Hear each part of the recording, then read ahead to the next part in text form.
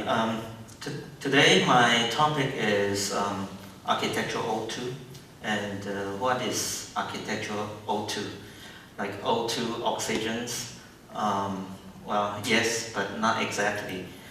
Actually, what I'm going to talk about this afternoon is about the green movement in architecture, in the climate change. Architecture is everywhere, so when we talk about environmental issue, we cannot live alone architecture. We are in an architecture right now. So because it's everywhere, so we almost doesn't feel it, and it's like natural light.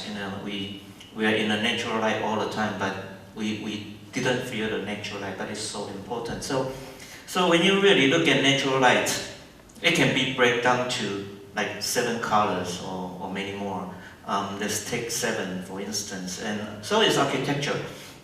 When we are in architecture, we don't really see architecture as like different aspects. But when we break it down, like we break down the light, we can really see like cultural aspect, aesthetic, structure, MEP, ecology, building material, and social aspects. So probably there are more, but those are 7 major aspects of architecture that we can break down.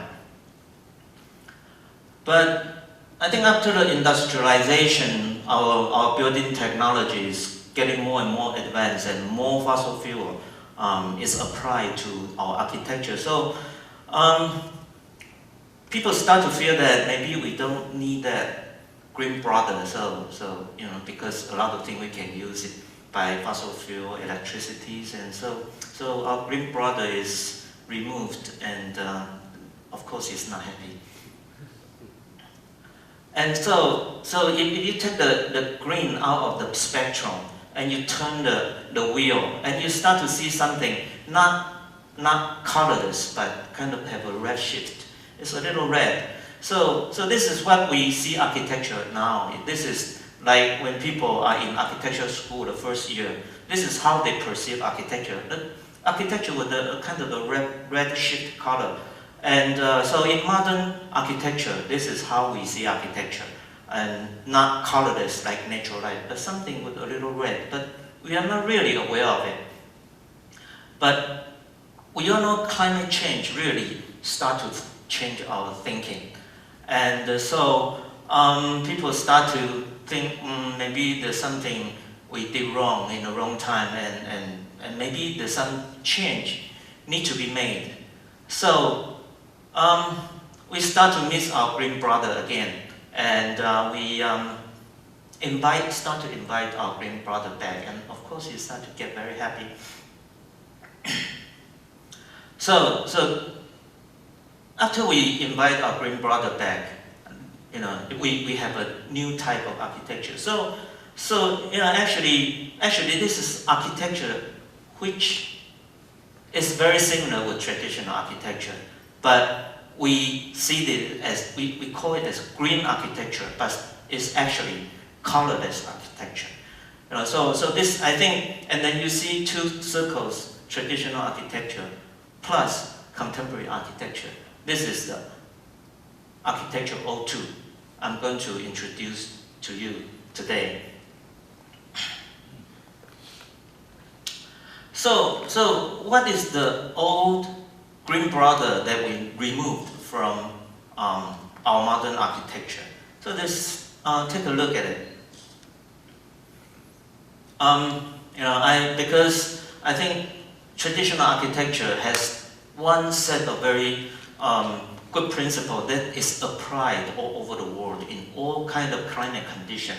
So I took 3 examples, one in Taiwan, and one in China, and one is outside of Asia. So this is Hot Spring Museum in Beito, my favorite traditional architecture in Taiwan. You can see it's built with wood, natural material, bricks, which is produced locally, and tiles too.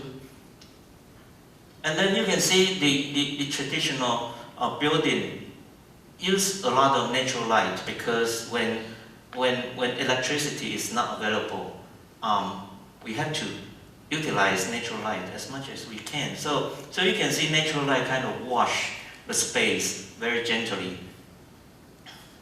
And in this picture, you can almost feel the movement of the wind, that the wind can just blow through the whole room. And so no air conditioning is needed.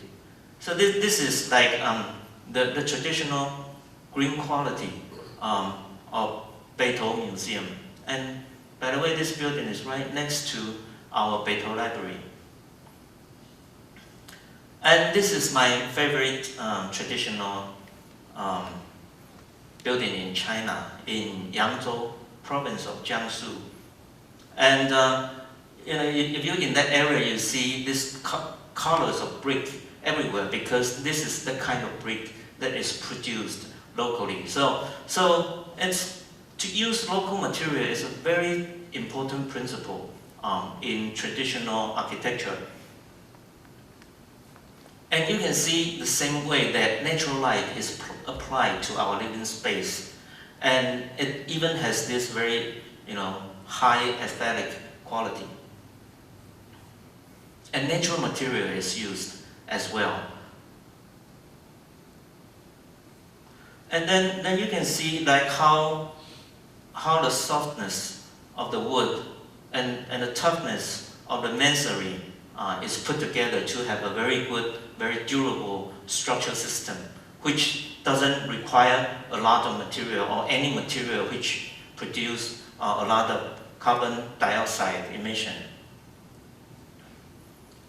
And then when you move out of Asia, this is my favorite building because it's 1,500 years old and is still people are still using this space.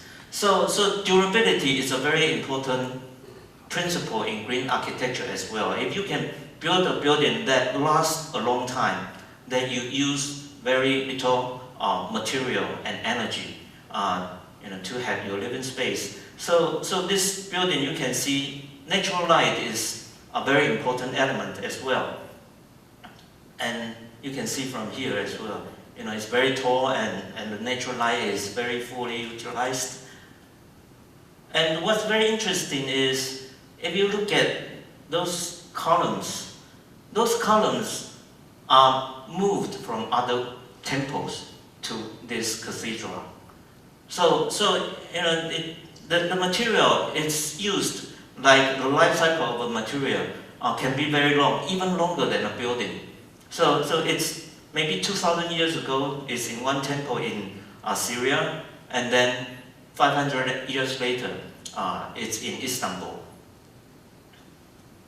And from this pier, you can tell too, is material from all over the place put together to have a new building. So life cycle of a material and life cycle of a building, it's very important consideration in green building too. So this is the traditional green quality that I just mentioned. And then after the more contemporary green movement, what new green elements is added to our architecture? Well, I kind of list 7 kind of category. Yeah, 7 category of the new green technology in our new green movement. The first one is biodiversity, because in the old time, human is the only consideration in our architectural thinking. But nowadays, we understand the health of our ecology system has so much to do with the welfare of human beings. So in our built environment, we not only design for human, we design for all the other species. So the way we design landscape, the way we design courtyard, we try to have a habitat that can invite many different species of plants, insects, and amphibians, fish, even birds, to our environment. And so you can see like the environment is very welcoming. It's not like very meticulously arranged, but it has this wildness that allow a lot of species to have their habitation in this environment. And on our green roof, we plant something, and then some species, unexpected, they will just arrive to this environment. And if they can adapt themselves in this environment, and they'll stay. The second thing we have is renewable energy. We have PV that's integrated into our building roof and our building facade. It becomes part of the building. So it's a roof, but it generates electricity, and then it becomes like the expression of our building.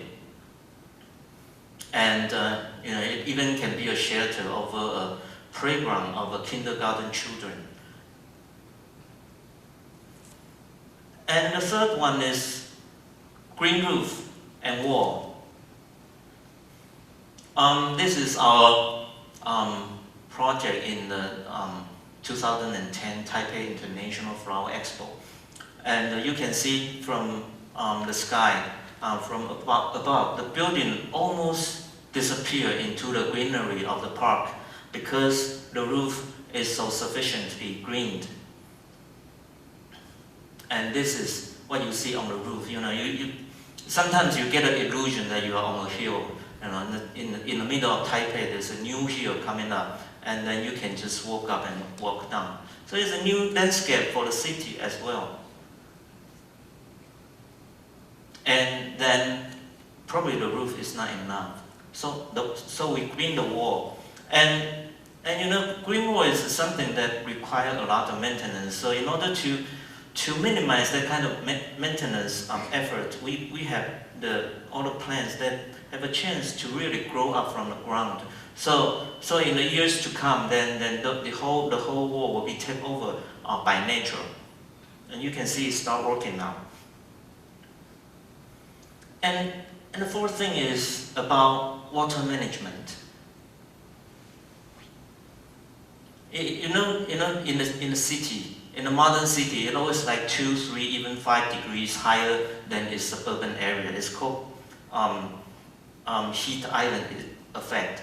And the main reason for the heat island effect is we have all the cars, we have all the machineries, and we have all the pavement that absorb a lot of solar energy. So in the nighttime, it starts to, even in the daytime, the whole environment starts to be heated up. So to have a water permeable pavement is very important, because then the water will be going into the soil, and when it gets really hot, because the surface is water permeable, so the vapor will go through the pavement and take the heat of our ground. So the whole environment, the temperature of the whole environment will drop.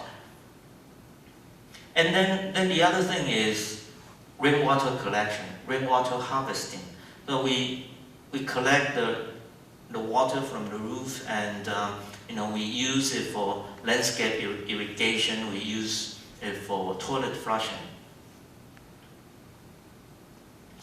And then I think very importantly, more materials are available for our contemporary architecture, because in the traditional architecture, bricks, stones, wood are the only thing, almost the only thing, or straws sometimes, the only thing is available to architects.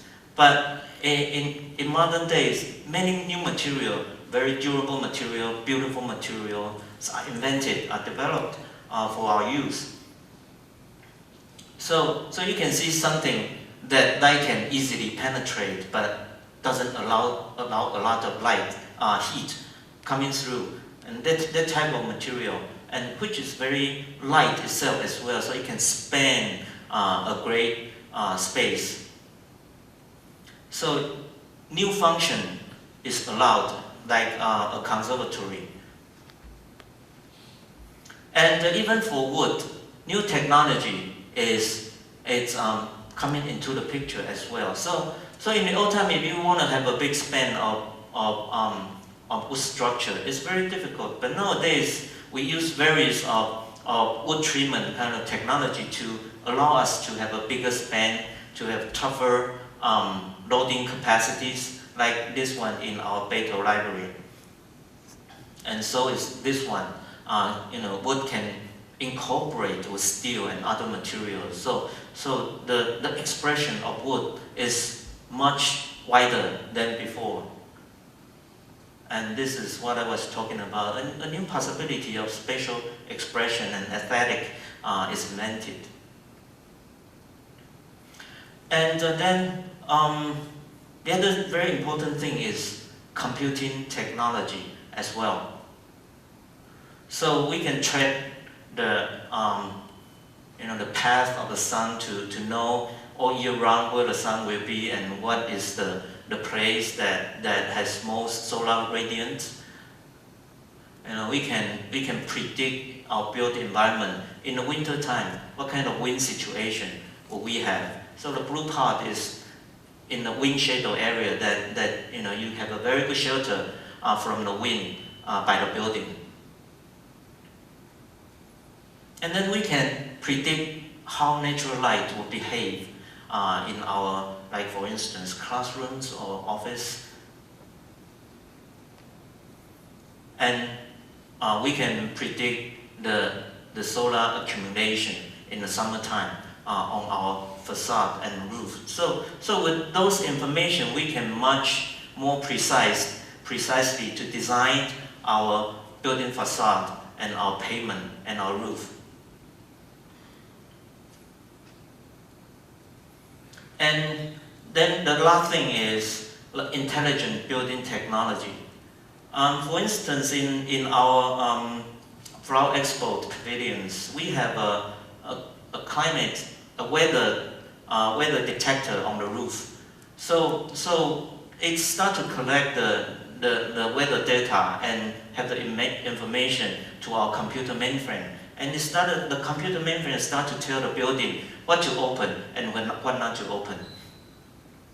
And it can tell like the mist system, that it can spray the mist to lower the temperature of the room. It can tell certain window to just open to have the fresh air in if the outside temperature is okay. And like this one too is like semi-automatic, and it can be automatically pushed out to have proper sun shading. And when the sun is in the other end of the building, then it will be moved back and to have enough natural light into our space. And it's wind sensitive too. So when there's a very strong wind, then it will just pull back automatically, like a sail. So I think this is the architecture O2 I was talking about. Architecture O2 is the contemporary architecture with all the goodies of traditional architecture. This is architecture O2. Thank you very much.